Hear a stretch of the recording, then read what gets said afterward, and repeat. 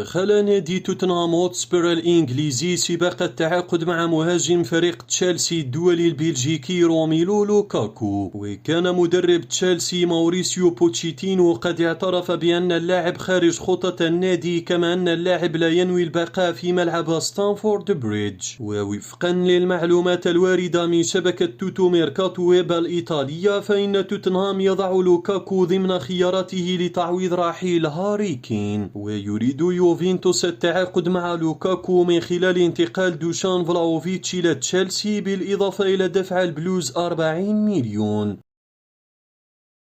كشف الصحفي فابريزيو رومانو عن آخر تطورات مستقبل النجم المصري محمد صلاح الذي ارتبط بالرحيل إلى الدوري السعودي الممتاز. وأكد رومانو أن نادي ليفربول يعتبر صلاح لاعبا لا يمس أبدا، ولا ينوي النادي التخلي عنه على الرغم من اهتمام الدوري السعودي بضمه. وقال المصدر أن وكيل أعمال محمد صلاح أكد أن اللاعب لا ينوي الرحيل عن الرادز، كما أن اللاعب نفسه يركز فقط على النجاح في ليفربول. واختتم المصدر أن ليفربول سمح برحيل جوردان أندرسون وفابينيو، لكن الرادز لن يسمح أبدا برحيل صلاح، ومن المؤكد استمراره بنسبة 100%.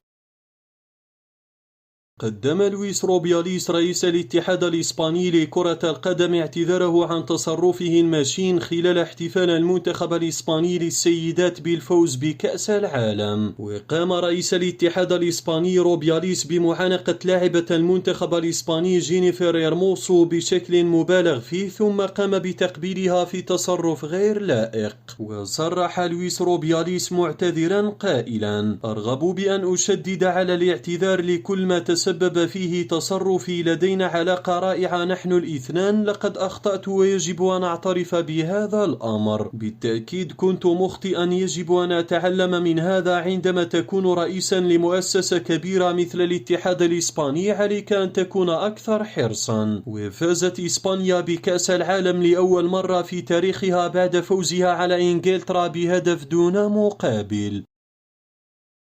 تحدثت صحيفة آس المدريدية عن أن الانطلاقة الرسمية لماركو أسينسيو مع نادي باريس سان جيرمان غير مثالية على الإطلاق، بعد أن لعب دورا قيادي بالفترة التحضيرية للفريق كجناح أيسر. كان أسينسيو أول تبديل للويس إنريكي بالجولة الأولى من الدوري الفرنسي أمام لوريون، كما أنه لم يلعب أي دقيقة بالجولة الثانية أمام تولوز. فهل أخطأ النجم الإسباني بتفضيله باريس سان جيرمان الذي يعاني فنيا وإداريا عن العديد من الأندية المستقرة التي فاوضته طوال فترة الصيف؟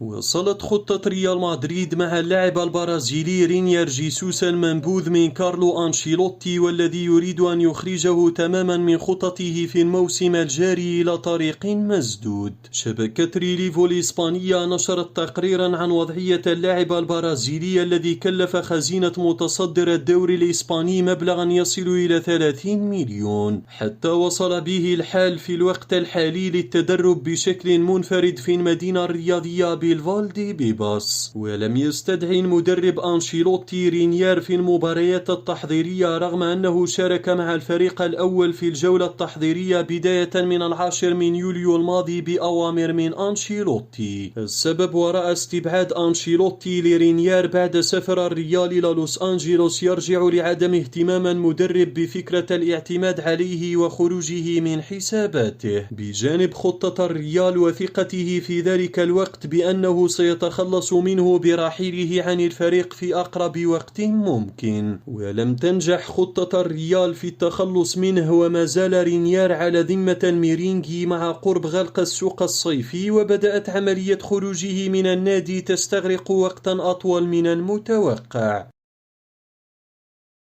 خطف النجم الإنجليزي الشاب جود بيلينغهام قلوب جماهير ريال مدريد سريعا بعد تألقه الملفت في أول مباراتين، وهذا يتضح من حجم مبيعات القمصان التي تم رصدها حتى الآن. وأنفق ريال مدريد 103 ملايين للتعاقد مع بيلينغهام من بروسيا دورتموند، وينظر إليه على أنه الصفقة الأهم للنادي في ميركاتو الصيف. وكان جود بيلينغهام عند حسن ظن التوقعات، حيث استطاع استطاع تسجيل 3 أهداف وصنع هدفا آخر في أول مباراتين فقط، ليصبح أول لاعب يسجل في أول مباراتين مع الريال منذ كريستيانو رونالدو عام 2009. ووفقا لصحيفة ماركا فإن هناك إقبالا كبير من جماهير الريال لشراء القميص رقم 5 الخاص بجود بيلينغهام، وكانت الإدارة تتوقع شيئا كهذا قبل إبرام الصفقة لكن ليس بهذا الحجم الكبير. وكان الإقبال على قميص بيلينغهام مرتفعا منذ لحظة الإعلان عن الصفقة، لكن شهدت مبيعات قميصه منحنى تصاعدي مثير للاهتمام منذ بداية الموسم وتألق اللاعب في الصمامس. وقالت الصحيفة في تقريرها أن بيلينغهام يتصدر مبيعات القمصان في ريال مدريد إلى جانب الفرنسي إدواردو كامافينغا والبرازيلي فينيسيوس. ولاحظت شركة أديداس أن ريال مدريد استطاع بيع نفس عدد قمصان الصيف الماضي تقريبا بفضل بيلينغهام، وهذا الأمر لم يكن متوقعا.